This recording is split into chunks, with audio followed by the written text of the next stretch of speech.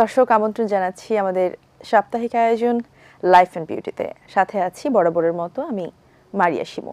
ডায়েটটা কিন্তু আমাদের দৈনন্দিন জীবনের জন্য অত্যন্ত গুরুত্বপূর্ণ একটি অংশ। আমরা হেলদি যদি থাকতে চাই, ফিট থাকতে চাই, সুস্থ থাকতে চাই, সব ক্ষেত্রেই ডায়েটের একটা ভূমিকা অনেক বেশি।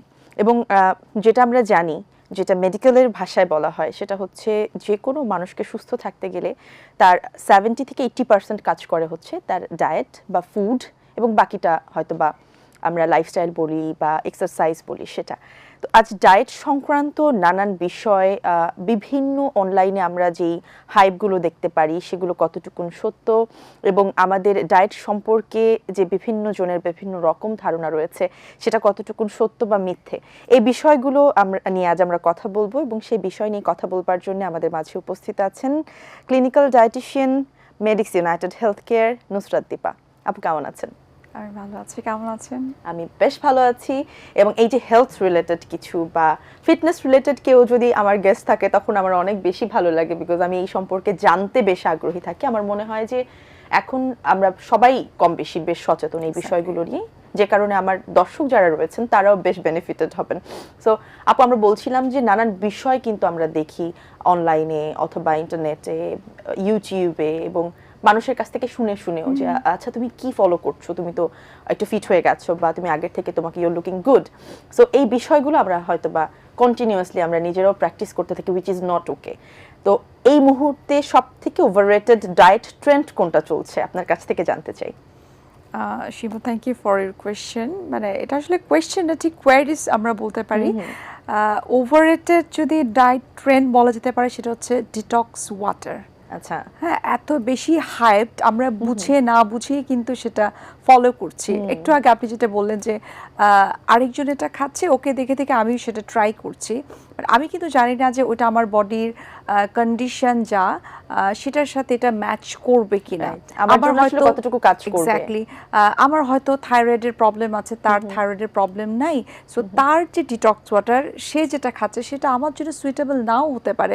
সো আমরা রিলস বা সোশ্যাল মিডিয়া দেখে বা আরেকজনেরটা শুনে কখনো না এটা ফলো করা উচিত না। সো ডিটক্স ওয়াটারটার ব্যাপারে না সবাই কম বেশি বুঝে না বুঝেই কিন্তু সবাই সেটা খাচ্ছে। তো যারা আসলে ডায়েট করে অথবা যারা একটু হেলথ কনসিয়াস, তাদের আমার মনে হয় প্রত্যেককে জিজ্ঞাসা করলেই তাদের এমন ডিটক্স ড্রিঙ্ক অনেকগুলো তাদের ডায়েটে থাকে। আমি তো এই 4টা থেকে 5টা সকালবেলা আমার এই ডিটক্স ড্রিঙ্কগুলো আমি নিচ্ছি এবং ইটস ওয়ার্কিং ওয়েল। সো এটা কি অ্যাকচুয়ালি ঠিক কিনা? ডিটক্স ওয়াটার বেসিক্যালি ডিরেক্টলি আসলে ওয়েট কমানোর জন্য আসলে কাজ করে না, কিন্তু এটা অ্যাকচুয়ালি ডিটক্স করে। মানে আমরা যেটা জানি যে লেমন আমাদের জন্য খুব ভালো, লেমন এবং ওয়ার্ম ওয়াটার দিয়ে যদি আমরা সেটা খাই, এটা মোটামুটি আমরা জানি ভিটামিন সিও একটা ইনটেক হয়, প্লাস আমাদের জন্য একটা ভালো কাজ করে। এটা ছাড়া আরো অনেক কিছু আছে, আমি একটু পরে আরো বলবো কিছু হাইপড কিছু ডিটক্স বা কিছু মর্নিং যে রুটিন করে সেগুলো নিয়ে। বাট অ্যাকচুয়ালি কি আমরা যে লেবু পানিটা খাচ্ছি বা আমরা ডিটক্স ড্রিঙ্ক বলে যেটা খাচ্ছি সেটা কি অ্যাকচুয়ালি প্রপারলি ডিটক্স করে কিনা আমাদের বডিকে?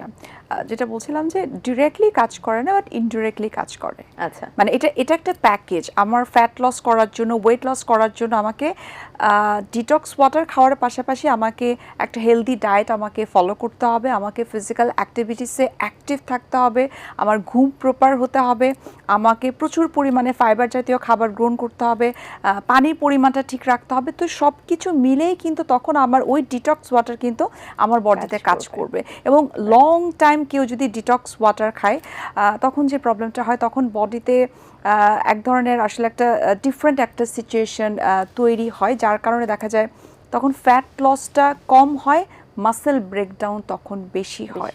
সো এই জন্য আমরা বলি যে অতিরিক্ত ডিটক্স ওয়াটার খাওয়াটা আসলে উচিত নয়। কোনো টাইম পিরিয়ড কি আছে যে এই মানে এই কয়েকদিন বা এই কয়েক মাস খেলে ঠিক আছে, তারপর আবার একটা আমরা সবসময় বলি যে কোনো খাবার, যে কোনো কিছু, সেটা ডিটক্স ওয়াটার হোক, কোনো একটা কমন একটা আইটেম হোক, সেটা সবজি হতে পারে, সেটা চিকেনের কোনো আইটেম হতে পারে, এটা চেঞ্জ করা উচিত। আদারওয়াইজ হয় কি আমাদের মেটাবলিজম সিস্টেমটা সে খুব বোর ফিল করে, যার জন্য দেখা যায় অনেক সময় স্টাক হয়ে যায় আমাদের ওয়েট কমা।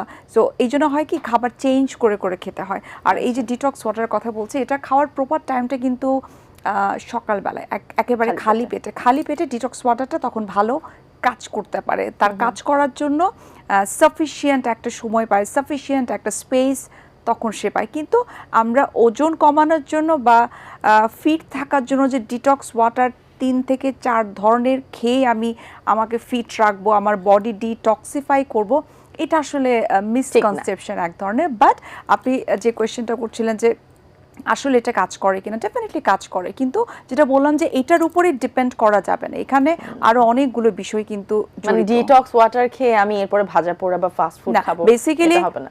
এক্স্যাক্টলি, বেসিক্যালি আমাদের শরীর কিন্তু লিভার এবং কিডনির মাধ্যমে আমাদের বডিকে ডিটক্সিফাই করে, কিন্তু তার পাশাপাশিও আমরা টুকটাক কিছু খাবারের মাধ্যমে যদি আমরা বডি থেকে আমাদের যে টক্সিক ইনগ্রেডিয়েন্ট, ফ্রি রেডিক্যালস, সেগুলোকে চাইলে কিন্তু আমরা মাইনাস করতে পারি। রাইট। আচ্ছা আপু, অনেককেই দেখা যায় ইন্টারনেটে আসলে এটা বেশি পপুলার, সেটা হচ্ছে খালি পেটে ঘি খাওয়া।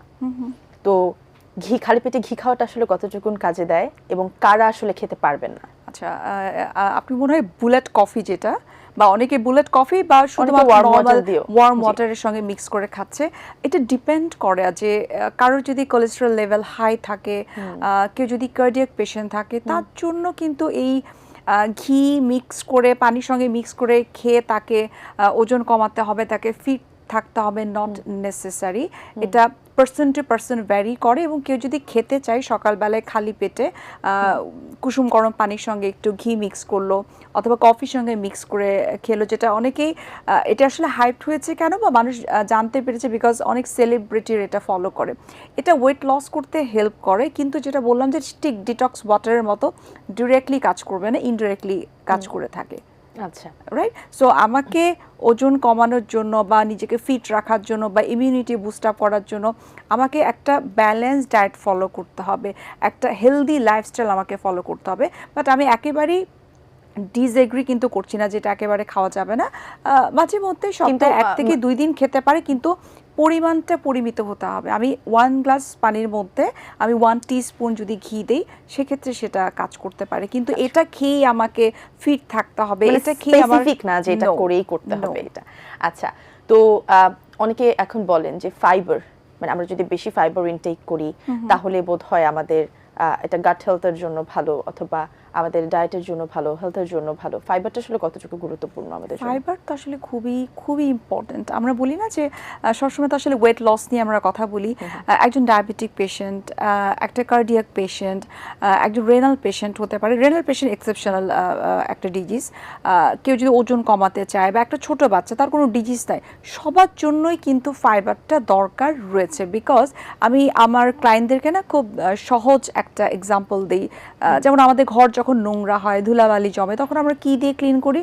আমরা ঝাড়ু দিয়ে ঘরটাকে আমরা পরিষ্কার করি। সো আমাদের বডিতে যে কোলেস্টেরল রয়েছে, কারো যদি ব্লাড সুগার হাই থাকে অথবা আমাদের যে টক্সিক ইনগ্রেডিয়েন্ট যেটা আমাদের বডিতে থাকে, সেগুলোকে ক্লিন করার জন্য না সাফিসিয়েন্ট অ্যামাউন্টের শাকসবজি, সালাদ, ফলমূল খেতে হবে। এবং এগুলো থেকে ফুডগুলোর মধ্যে আসলে ইজিলি, মানে আমাদের দেশে তো আসলে একদম নিম্নবিত্ত থেকে শুরু করে মধ্যবিত্ত বা যারা আছে, যাদের অনেক টাকা পয়সা আছে, তারা তো পারে, কিন্তু খুব ইজিলি অ্যাভেলেবল ভালো গুড ফাইবার আসলে কোন ফুডে আমরা পাবো? যেটা আমরা দেখি না বাজারে যখন যাই, রাস্তার পাশে যখন ভ্যানে যে সবজিগুলো পাওয়া যায় না, ওগুলো থেকে আমরা সাফিসিয়েন্ট অ্যামাউন্টের কিন্তু ফাইবার পেতে পারি। আমাদের যে সিজনাল শাকসবজিগুলো যখন যেটা পাওয়া যায় অ্যাভেলেবেল, সবগুলো থেকেই কিন্তু আমরা ভালো ফাইবার পেতে পারি। যেটা আমি বলছিলাম যে আমরা যত বেশি ফাইবারটা খাবো, তত বেশি কিন্তু আমাদের বডিতে এই ফাইবারটা ওয়ান কাইন্ড অফ ঝাড়ুর মতো কাজ করে, ক্লিন করে। এক্স্যাক্টলি, আমাদের টক্সিক ইনগ্রেডিয়েন্ট, তারপর ফ্যাট, ব্লাড সুগার, সব কিছু। সুতরাং আমার নিজেকে ফিট রাখার জন্য শুধুমাত্র আমি প্রোটিন জাতীয় খাবার খেলাম বা ওয়েটটাকে কন্ট্রোল করার জন্য আমি কার্বটাকে একটু কম নিলাম, ফিজিক্যাল অ্যাক্টিভিটিসে আমি খুব রেগুলার, কিন্তু আমি ফাইবার ওভাবে ইনটেক করছি না। আমি আমার অনেক ক্লায়েন্টদের ক্ষেত্রে আমি দেখেছি যে আমি ভাত কম খাচ্ছি, আমি কার্ব কম খাচ্ছি, কিন্তু আমি সবজি খেতে পারি না। সো আচ্ছা আপু, কার্বের কথাও যেহেতু আসলো, আচ্ছা তার আগে জানতে চাই একটু সবথেকে বেশি ফাইবার কোন খাবারে? সবথেকে ফাইবার তো আসলে মানে একটা দুইটা শাকসবজি, সালাদ। অনেকে যে বলে কলাতে অনেক ফাইবার থাকে। কলার থেকেও বেশি আসলে পাওয়া যায় শাকসবজি। লিফি ভেজিটেবলস যেগুলো আছে আমরা Green and leafy একদম vegetable. আমাদের দেশের প্রেক্ষাপটে যদি আমরা বলি লাল শাক, কচু শাক, বেগুনের কথা আমরা বলতে পারি, ডাঁটা শাকের কথা আমরা বলতে পারি, অর্থাৎ যা আমাদের চোখের সামনে অ্যাভেলেবেল, আমি একদম সহজ উদাহরণ দিলাম যে আমাদের ভ্যানে যেটা পাওয়া যায় না শাকসবজি, এই শাকসবজি খেয়ে কিন্তু আমরা আমাদের ব্যালেন্সড ডায়েট যেটা, ব্যালেন্সড নিউট্রিশন যেটা, সেটাকেই কিন্তু আমরা ফিল আপ করতে পারি। তো you don't need to buy an expensive vegetables, জিনিসপাতি কিনতে হবে না, মানে Exactly. ফাইবার ইনটেকের জন্য। আচ্ছা আপু, কার্বোহাইড্রেট নিয়ে কথা বলছিলাম, যখনই ডায়েটের কথা আসে সবার মাথার মধ্যে একটা বিষয় থাকে, সেটা হচ্ছে কার্ব যদি আমি লো কার্ব অথবা কার্ব যদি আমি একদমই নাই করে দেই তাহলে আমার জন্য সেটা খুব ইজি হবে ওয়েট লুজ করা, কিন্তু কার্ব কি অ্যাকচুয়ালি এতখানি কমিয়ে দেওয়া অথবা না করে দেওয়া কি ঠিক না কিনা? না না, কখনোই আসলে উচিত না। কারণ আমি সবসময় বলি, আমার ক্লায়েন্টদের সাথেও আমি সবসময় বলি, ওরা প্রথমে আগে মনে করে যারা ওয়েট কমাতে চায় বেসিক্যালি, যে আমি ওজন কমাতে চাই, আমি তো অলরেডি 7 দিন হয়েছে বা 20 দিন হয়েছে, আমি একেবারে আমি কার্ব খাওয়া বাদ এবং দিয়ে সবার আগে দিয়েছি। ভাত বন্ধ করে দিতে Exactly, হবে। ভাত খাওয়া বাদ দিয়ে দিয়েছি। তো তখন কিন্তু আমাকে এক্সপ্লেইন করতে হয়, আমাকে কাউন্সিলিং করতে হয় যে আপনি কেন কার্ভ বাদ দিবেন। কারণ আমরা যে এই যে আমরা কথা বলছি, আমাদের এনার্জি কোত্থেকে আসছে, আমাদের ব্রেন সবকিছু কিন্তু কন্ট্রোল করছে। সো আমাদের ব্রেনের খাবারই কিন্তু হচ্ছে গ্লুকোজ, এবং গ্লুকোজ আসেই হচ্ছে কার্বোহাইড্রেট জাতীয় খাবার থেকে। সো আমরা কার্বোহাইড্রেট কেন বাদ দিব? এটা আমাদের এনার্জি দিচ্ছে, বডি এনার্জির জন্য, ব্রেইনের খাবার। সুতরাং আমরা ওয়েট কমানোর জন্য, ফিট থাকার জন্য আমরা লো কার্ভ ফর্মুলাকে ফলো করতে পারি, নট নো কার্ভ। আচ্ছা, মানে কার্বটাকে আমরা জাস্ট একটু মেইনটেইন করে একটু Exactly. কমিয়ে এনে তারপর হয়তো যাদের তাও খুব বেশি আর কি, আমাদের যাদের ওজন বেশি কমাতে হ্যাঁ, হবে হ্যাঁ। তাদের ক্ষেত্রে। আচ্ছা, একটা ধরেন আপনার জানা মতে বা আমাদের জানা মতে আমরা সবসময় আনহেলদি বলি একটা খাবারকে, বাট অ্যাকচুয়ালি সেটা আনহেলদি না। কোন ধরনের ফুড এটা, বা এটা কি ফুড? আচ্ছা, আমি প্রথমে বিফের কথা বলবো। আমরা বিফটাকে না সবসময় বলি বিফ খুব আনহেলদি একটা খাবার, এটা খেলে কোলেস্টেরল বেড়ে যায়, কার্ডিয়াক প্রবলেম হতে পারে, হার্ট অ্যাটাক হয়ে যাবে beef খেলে। এক্স্যাক্টলি, মানে অনেক বেশি কেউ বিফ খাচ্ছে সুতরাং তোমার প্রবলেম হবে। হ্যাঁ, প্রবলেম কাদের ক্ষেত্রে হয়? যখন আমি বিফটাকে খুব রেগুলার বেসিসে আমি খাচ্ছি, একদম ভুনা করে বেশি তেল দিয়ে কষিয়ে আমি রান্না করে আমি খাচ্ছি, তাদের ক্ষেত্রে দেখা যায় যে কোলেস্টেরলটা বেড়ে যাচ্ছে। তখন ওই বিফটাকে আমরা ওই আনহেলদি লিস্টে কিন্তু ফেলে দিচ্ছি। অথচ এই বিফটাকে যদি আমরা পরিমিত পরিমাণে উইকলি যদি আমি একদিনও খাই, সেখান থেকে কিন্তু আমি সাফিসিয়েন্ট অ্যামাউন্টের বি ভিটামিন পাচ্ছি, আয়রন আমি পাচ্ছি, যেটা আমার যে রিকোয়ারমেন্ট আপু আমরা এটা নিয়ে আরো কথা বলবো, আমাদের ছোট্ট একটা বিরতিতে যেতে হবে। দর্শক নিচ্ছি ছোট্ট একটি বিরতি, কোথাও যাবেন না, সঙ্গেই থাকুন।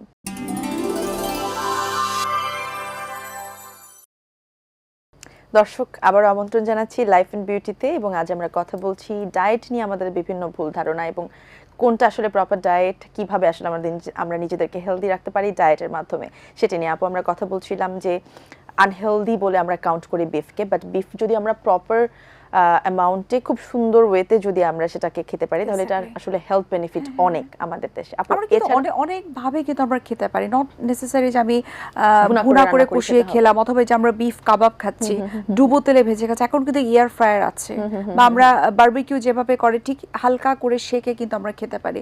So there is so many options, আমি খেতে পারবো, কিন্তু আমরা কোনো কিছুতে না বলি না, কিন্তু আমরা বলি যে সেটা পরিমিত পরিমাণে।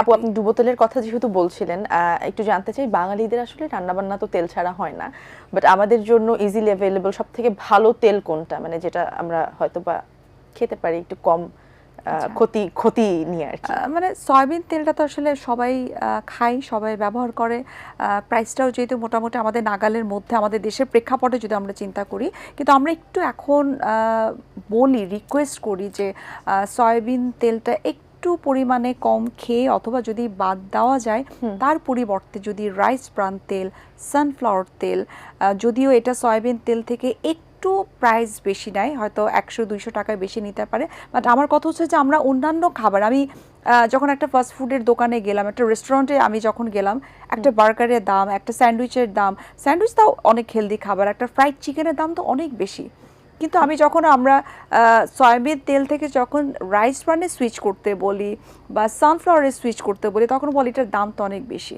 তো এই জায়গাটায় যদি আমরা একটু কনসিডার করি আমাদের স্বাস্থ্যটাকে ঠিক রাখার জন্য, সেই দিক থেকে আমরা বলি যে রাইস ব্রান এবং সানফ্লাওয়ারটা মোটামুটি আমাদের জন্য অ্যাফোর্ডেবল।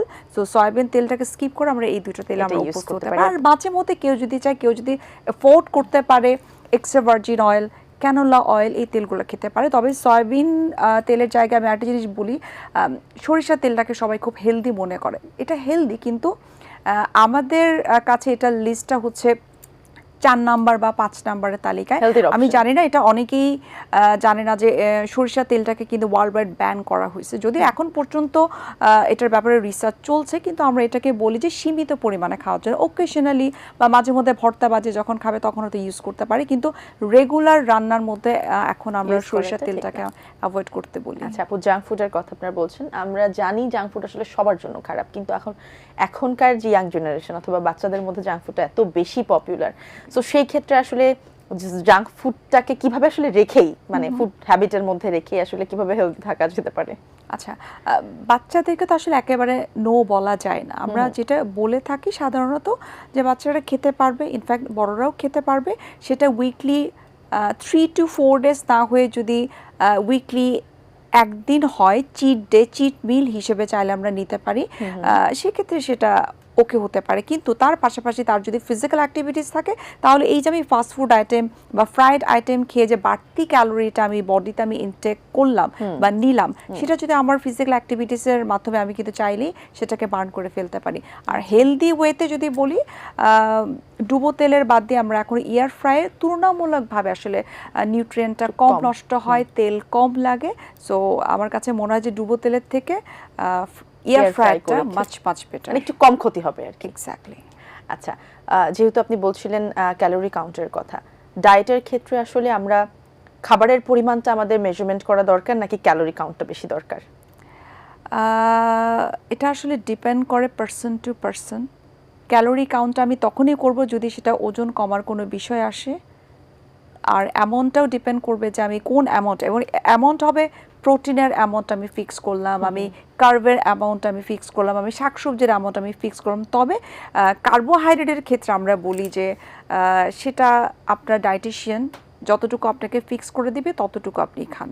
সো ক্যালোরিটা ডেফিনেটলি এটা ইন্ডিভিজুয়াল খাবার ওয়াইজ আমরা কিন্তু ফিক্স করে থাকি। সো সেটা ডায়েটিশিয়ানের উপরে দায়িত্বটা ছেড়ে দিলে আমার মনে হয় সব থেকে ভালো হয়, বেশি ভালো হয়। এবং যে কোনো ক্ষেত্রেই আসলে ডায়েট করার আগে বোধহয় আমার কাছে মনে হয় একজন প্রপার নিউট্রিশনিস্ট বা ডায়েটিশিয়ানের কাছে যাওয়াটা এক্স্যাক্টলি বেটার। আচ্ছা আপু, অনেকেই চিনির পরিবর্তে কি বলে, চিনির পরিবর্তে নো সুগার যেই ট্যাবলেটস বা পাউডারগুলো পাওয়া যায়, রাইট, সুইটনার পাওয়া যায়, তারপরে হচ্ছে অনেকে জিরো কোলা খায় কোকের পরিবর্তে, এগুলো কি আসলে হেলদি কিনা? আমরা তো আসলে বলি যে সাদা চিনি, যেটা সাদা চিনি মানে এটাকে আমরা বলি যে হোয়াইট পয়জন, এক্স্যাক্টলি। সো চিনিটাই আমরা আসলে সবসময় ডিসএগ্রি করে থাকি যে চিনিটাকে যদি বাদ দেওয়া যায় খুবই ভালো। তবে আর্টিফিশিয়াল সুইটনার খাওয়ার ক্ষেত্রে কিছু রিসার্চ বলে, আমরা তো আসলে রিসার্চের বাইরে আমাদের কথা বলা উচিতই না, রিসার্চ বলে যে আর্টিফিশিয়াল সুইটনারগুলো যত কম খাওয়া যায় তত ভালো। তবে এখন ধরেন আপনি সপ্তাহে 1 দিন 2 দিন খেলেন, তাতে কোনো অসুবিধা নাই, কিন্তু নট এভরিডে, নট এভরিডে। অনেকে আছে মিষ্টির ক্রেভিং হয় অথবা তাদের জন্য মিষ্টি খাওয়া নিষেধ, যেমন ডায়াবেটিসের রোগীরা আছেন, তাদের তো মিষ্টির ক্রেভিং খুব হয়, তো তারা চিন্তা করে একেবারে সুইট না খেয়ে আমি হয়তো বা এই যে জিরো ক্যাল যেগুলো বা একদম আর্টিফিশিয়াল মাঝে মধ্যে খেতে পারে। রিসার্চ বলছে যে একেবারে যে নিষেধ তা কিন্তু নয়, মাঝে মধ্যে খেতে পারবে, কিন্তু নট রেগুলার। এটা সবার জন্য, ডায়াবেটিক পেশেন্টের জন্য, এটা একটা নর্মাল মানুষের জন্য হতে পারে। আমরা বরং বলি যে আর্টিফিশিয়াল সুইটনারের তুলনায় যদি কোনো কারণে আপনার ডেজার্ট খেতে ইচ্ছা করে বা চায়ের সঙ্গে অল্প একটু চিনি খেতে ইচ্ছা করে, আপনি একদম দেশি যে চিনি অথবা ব্রাউন সুগার সেটা আপনি নিতে পারেন, নট হোয়াইট চিনি অথবা হচ্ছে যে আর্টিফিশিয়াল সুইটনার। কেননা আর্টিফিশিয়াল সুইটনারের ক্ষেত্রে যে রিসার্চের আউটকামটা এসছে, লং টাইম অর্থাৎ বছরের পর বছর যারা খেতে থাকে আর্টিফিশিয়াল সুইটনার, সেটা খেলে আমাদের বডিতে কার্সিনোজেন তৈরি হয়, অর্থাৎ ক্যান্সার সেল তৈরি হতে পারে। এটি যে সবার ক্ষেত্রে হবে নট নেসেসারি বা বিষয়টা তা নয়, বাট কারো কারো ক্ষেত্রে হতে পারে। এই জন্য সেফ সাইডে থাকার জন্য ওনাদের কথা হচ্ছে যে আপনি উইকলি 1 দিন 2 দিন নিতে পারেন, কিন্তু এভরিডে না। আচ্ছা আপু, যারা ধরেন গ্রামে থাকে অথবা মফস্বলে থাকে এবং ফিজিক্যালি তাদের কিছু চ্যালেঞ্জ আছে, যেমন অনেকে ডায়াবেটিসে ভোগেন, হাই ব্লাড প্রেশারে ভোগেন, তারপরে আরও নানান ধরনের কিডনি ডিজিজ এন্ড অল, তাদের ডায়েটটা আসলে কেমন হওয়া উচিত? কারণ তাদেরও তো অ্যাভেলেবিলিটির একটা বিষয় থাকে। অনেকে আছেন গ্রামে, আমরা যেটা স্পেশালি জানি তারা 3 বেলায় ভাত খেয়ে অভ্যস্ত হয়তো বা অনেকে, তো তাদের ক্ষেত্রে আসলে তাদের ডায়েটটা কেমন হওয়া উচিত? গ্রামের মানুষ আসলে তুলনামূলকভাবে আমার কাছে মনে হয় শহরের মানুষদের তুলনায় একটু বেশি ভালো আছে বলবো, কেননা তাদের মোটামুটি হাঁটার মতো জায়গা আছে যথেষ্ট, এবং চট করে একটা ফাস্টফুড আইটেম যেটা আমরা শহরে যারা আমরা থাকি, আমরা ফুড পান্ডাতে আমরা অর্ডার করে আমরা খেয়ে ফেলছি, অনলাইনে অর্ডার করে আমরা খেয়ে ফেলছি। আমাদের এখানে প্রচুর রেস্টুরেন্ট আছে যেটা গ্রামে হয়তো বা অতটা নাই। সো গ্রামের মানুষদের ক্ষেত্রে আমার কাছে মনে হয় যে শুধুমাত্র ভাত খাওয়াটা বাদ দিয়ে বাকি সবকিছু আমার কাছে মানে খুবই অর্গানিক। হ্যাঁ, তারা হাঁটা চলা করছে, তারা প্রচুর শাকসবজি খাচ্ছে, তাদের মধ্যে যেহেতু আর্থিক একটা বিষয় কাজ করে, সেখানে আমার কাছে মনে হয় যে তারা বিফটা একটু কম খায়, তারা মাছটাকে প্রেফার করে বেশি, শাকসবজি তারা ফ্রেশলি খাচ্ছে। বিকালবেলা দেখা যায় যে তারা কিন্তু আমাদের মতো ওই হাই ক্যালোরির কোনো ফ্রাইড আইটেম খাচ্ছে না, সেই মুড়ি চিড়া এই নর্মাল খাবারগুলো কিন্তু খাচ্ছে। সো এগুলো কিন্তু একেবারে ফ্যাটলেস খাবার। সেই জন্য আমার কাছে মনে হয় গ্রামের মানুষদের শুধুমাত্র ভাতের বিষয়টার ক্ষেত্রে বলবো যে 3 বেলায় ভাত খাচ্ছে, তো সেক্ষেত্রে ভাতের পরিমাণটা যদি একটু কমানো যায়, তবে আমার কাছে মনে হয় এখন গ্রামের মানুষরা যথেষ্ট সচেতন, কারণ তারা টিভি দেখছে, সোশ্যাল মিডিয়ায় দেখছে যে 3 বেলা ভাত খাওয়ার থেকে যদি একটা বেলা যদি রুটি খাওয়া যায়, বিশেষ করে যারা ডায়াবেটিক পেশেন্ট, এক বেলা রুটি খাওয়াটা স্বাস্থ্যের জন্য ভালো। অতটুকু মেসেজ আমার কাছে মনে হয় তাদের কাছে সবার কাছে অলরেডি পৌঁছে গেছে। আচ্ছা, ফ্রোজেন ফুড, আমরা প্রসেসড ফ্রোজেন ফুডের উপর এখন অনেক বেশি, অনেকেই দেখা যায় যে বাসায় হুটহাট করে গেস্ট চলে আসলো, তাদের জন্য ওরকম একটা অ্যারেঞ্জমেন্ট রাখে যে তাড়াতাড়ি করে ভেজে দেওয়া যাবে, ফ্রাই করে দেওয়া যাবে। তো প্রসেসড ফ্রোজেন ফুডগুলো আসলে কতখানি একেবারেই না বলি, আমরা একেবারে না বলি। বিশেষ করে ঠিক আছে আমি অকেশনাল আমি খেতে পারি, কিন্তু সবথেকে ভয়াবহ বিষয় হচ্ছে যারা ওয়ার্কিং মাদার অথবা যারা হোম মেকার, তারা কিন্তু বাচ্চাদের টিফিনের জন্য এই প্রসেস ফুডটাকে তারা টিফিন হিসেবে কিন্তু তারা দিয়ে দিচ্ছে। সো এই জায়গাটায় মায়েদেরকে কিন্তু যথেষ্ট সচেতন থাকতে হবে, ফ্যামিলি মেম্বার বাকি যারা আছে সবাইকে সচেতন থাকতে হবে যে আমরা খাবো, কোনো কিছু নিষেধ নাই, কিন্তু সেটা সীমিত পরিমাণে খেতে হবে। আমি স্পেশালি বাচ্চাদের কথা এই জন্য মেনশন করলাম যে টিফিনে বাচ্চারা ওই প্রসেস খাবারটাই খেতে পছন্দ করে, এবং এটা কারা দিচ্ছে? আমরাই দিচ্ছি, আমরা মায়েরা দিচ্ছি। সো এই খাবারটা খাওয়া থেকে বিরত থাকতে হবে, কেননা এটাও কিন্তু কার্সিনোজেন অর্থাৎ ক্যান্সার সেল ক্রিয়েট করে, ওখানে ট্রান্সফ্যাট থাকে। যখন এই প্রসেস ফুডটাকে আপনি ডুবো তেলে ভাজবেন তখন কিন্তু ট্রান্সফ্যাট ক্রিয়েট হয়। সো এই ট্রান্সফ্যাট যখন একটা বাচ্চা দীর্ঘদিন খেতেই থাকবে তখন কিন্তু তার লিভারে ফ্যাট জমবে। এবং খুবই আশ্চর্য একটা ব্যাপার হচ্ছে যে এখন খুব কম বয়সী বাচ্চাদের লিভারে কিন্তু ফ্যাট জমছে, তাদের ডায়াবেটিস কিন্তু গ্রো করছে। সো এই বিষয়টা কিন্তু আমার মনে হয় প্যারেন্টস যারা রয়েছে তাদেরকে খুব কেয়ারফুলি বিষয়টাকে ডিল করতে হবে, এবং বাচ্চাদেরকে বোঝাতে হবে যে টিফিনটা খুব হেলদি হতে হবে। এবং আমি সবসময় বলি যে আপনার বাচ্চার টিফিন বক্সটা দুটো পার্টে যেন থাকে, একটা পার্টে অলওয়েজ ফ্রুটস থাকবে, আরেকটা পার্টে আপনি এক একদিন এক একটা দিবেন। হয়তো সপ্তাহে একদিন হয়তো একটা প্রসেস ফুড থাকতে পারে বা একটা ফ্রাইড আইটেম থাকতে পারে। আপনি ফ্রাইড রাইস করে দেন কম তেল দিয়ে, সবজি দিয়ে, ডিম দিয়ে, আর দিন আপনি স্যান্ডউইচ করে দেন, আর দিন আপনি পাস্তা নুডলস করে দেন, আর দিন হয়তো খুব normal not creamy cookies, normal একটা কুকিজ দিতে পারেন, কিন্তু ফ্রুটসটা যেন এভরিডে থাকে। সো এই প্রসেস ফুডসটা আমরা আসলে না বলি না, কিন্তু এক কথায় যদি বলি এটা স্বাস্থ্যের জন্য আসলে খুব বেশি ভালো না, মানে এক কথায় আনহেলদি।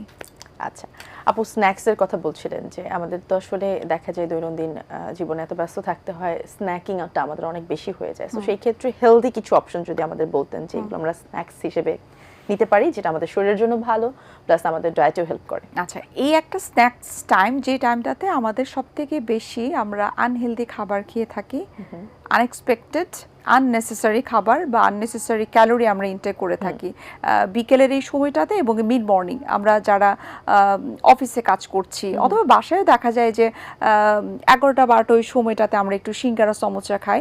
বিশেষ করে বিকেলের সময়টাতে তো ম্যান্ডেটরি, এটা আমি অফিসে থাকলেই অথবা বাসায় থাকি যেখানে থাকি না কেন করেন যারা রাত জাগে, যারা রাত জাগে, মিডনাইট ক্রেভিং যেটাকে বলে। সো ওই সময়টাতে হেলদি স্ন্যাক্স হিসেবে আমি দই খেতে পারি, দইয়ের সঙ্গে একটু ফ্রুটস অ্যাড করতে পারি, দইয়ের সঙ্গে আমি একটু চিয়া সিডস অ্যাড করতে পারি, আমি চিকেন স্যুপ উইথ ভেজিটেবল আমি অ্যাড করতে পারি, একটা ডিমের সাদা অংশ আমি খেতে পারি, আমি বিভিন্ন ধরনের মিক্স নাটস উইথ সিডস আমি খেতে পারি। সো এই কয়েকটা অপশন যদি আমি রাখি বিকেলের নাস্তায়, তাহলে আমার ওয়েট ঠিক থাকবে এবং আননেসেসারি যে ফ্যাট ইনটেক, আননেসেসারি যে ক্যালোরি ইনটেক, সেটাকে আমি মাইনাস করতে পারবো। আচ্ছা, বেশ ভালো কথা বলেছেন আপু। যারা ডায়েট করে বা যারা আসলে ওয়েট লস জার্নিতে আছেন, অনেক সময় দেখা যায় তাদের ওয়েট স্টাক হয়ে যায়। তো যাদের এমন ওয়েট লক হয়ে যায় বা স্টাক হয়ে যায়, তাদের আসলে কি করণীয়? আচ্ছা, যেটার কথা আপনি বলছেন যে লক হয়ে যায় বা স্টাক হয়ে যায়, এটাকে বলে ওয়েট প্ল্যাটো। হ্যাঁ, এটা হয় কি লং টাইম যখন আপনি একই ধরনের খাবার খেতে থাকছেন, একই ধরনের ফিজিক্যাল অ্যাক্টিভিটিস করছেন, তখন 2 মাস 3 মাস পরে না তখন এটা লক হয়ে যায়, লক হয়ে যায়। তো তখন করণীয় হচ্ছে যে আপনি আপনার ফুডের প্যাটার্নটাকে একটু চেঞ্জ করেন, আপনার এক্সারসাইজের প্যাটার্নটাকে আপনি একটু চেঞ্জ করেন। আপনি দেখেন যে আপনার কর্টিসল লেভেল, এই টেস্টটা যদি দরকার হয় আপনি করতে পারেন।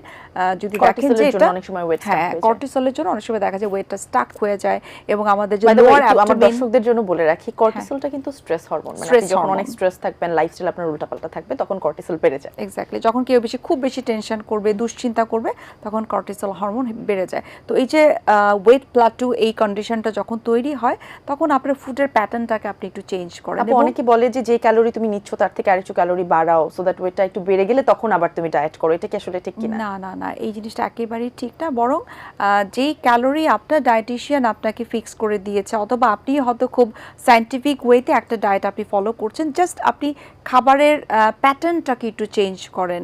আপনার লাইফস্টাইলে কোন জায়গাটায় মনে হচ্ছে যে আমি একই জিনিস বারবার বারবার করছি, সেই জায়গাটাকে একটু চেঞ্জ নিয়ে আসেন। মেটাবলিজম সিস্টেমটা তখন একদম বোর হয়ে যায়, তখন এটাকে অ্যাক্টিভ করার জন্য দরকার হয় ফিজিক্যাল অ্যাক্টিভিটিসটাকে আরেকটু বাড়ানো, একটু ডিফারেন্ট ওয়েতে কিছু করা, ঘুমটা প্রপার হচ্ছে কিনা সেদিকে একটু খেয়াল করা, একটু পজিটিভ মেন্টালিটি ক্রিয়েট করা। যে এই কয়েকটা জিনিস যদি করা যায়, আবার কিন্তু আপনি মানে কাম ব্যাক করবেন সেই আগের জায়গায়, সেই আগের রুটিনে। আপু লাস্টলি একটু জানতে চাই, সেটা হচ্ছে একটা ফুড যেটা আমাদের সবার জন্য অনেক বেশি ইম্পর্টেন্ট, বা একটা ফুড ইনগ্রেডিয়েন্ট অথবা একটা বেসিক নিউট্রিশন যেটা আসলে আমাদের জন্য অত্যন্ত প্রয়োজনীয়। আচ্ছা, এটা তো আসলে একটা তো বলা যাবে না। সুস্থ থাকার জন্য, ভালো থাকার জন্য, সেটা মেন্টালি হোক ফিজিক্যালি হোক, আমরা বলি যে ফার্স্ট ক্লাস প্রোটিন ইনটেক করা, একটা ব্যালেন্স ডায়েট ফলো করা। এই ব্যালেন্স ডায়েট ফলো করার মাধ্যমে কিন্তু একটা মানুষের যত ধরনের ভিটামিনস মিনারেলসের যে চাহিদা সেটাকে পূরণ করা সম্ভব। আমাদের শরীরে যা দরকার ওভারঅল। এক্স্যাক্টলি। তো শুধুমাত্র খাবার খেলেই হবে না, আপনার ঘুমটা ঠিক থাকতে হবে, নেগেটিভিটি মাইনাস করতে হবে, খুব পজিটিভ থাকতে হবে, জীবনের প্রতি স্ট্রেস এবং দুশ্চিন্তা কোন মানুষটার আসলে নাই, থাকতে হবে। এটা তো সবারই কম বেশি থাকে, সেটাকে নিয়েই কিন্তু এক্স্যাক্টলি ব্যালেন্স করাটা জানতে হবে। Very important. আপু অনেক ধন্যবাদ। আমরা একদম অনুষ্ঠানের শেষ পর্যায়ে চলে এসেছি, অলমোস্ট শেষই হয়ে গেছে আমাদের অনুষ্ঠান। আরো অনেক কিছু জানার ছিল, জানা হলো না, অন্য কোনো একদিন নিশ্চয়ই আমরা আড্ডা দিব এবং আরো আমাদের ডায়েট সম্পর্কিত যে নানান কোয়েরিজ আছে সেগুলো আমরা আপনার কাছ থেকে জানবো। অনেক ধন্যবাদ আপনাকে আমাদের আজকের আয়োজনে আসবার জন্য। সব সময়কার মতো ইচিন বাংলা এবং লাইফ এন্ড বিউটির পক্ষ থেকে অনেক শুভকামনা রইল। Thank you so much. দর্শক, এখানেই শেষ করছি, আবার দেখা হবে আগামী পর্বে। আমরা আশা করছি আজকের এপিসোডটি আপনাদের জন্য বেশ উপকারী হয়েছে। যাবার আগে একটা কথা বলতে চাই, আপু বলল যে পজিটিভ থাকতে হবে সব সময় এবং স্ট্রেস ম্যানেজমেন্টটা আসলে কিভাবে করতে হয় সেটা আমাদেরকে বুঝতে হবে। সবাই ভালো থাকুন, সুস্থ থাকুন, পরিবারের সকলের খেয়াল রাখুন এবং অবশ্যই এটিএন বাংলার সঙ্গেই থাকুন।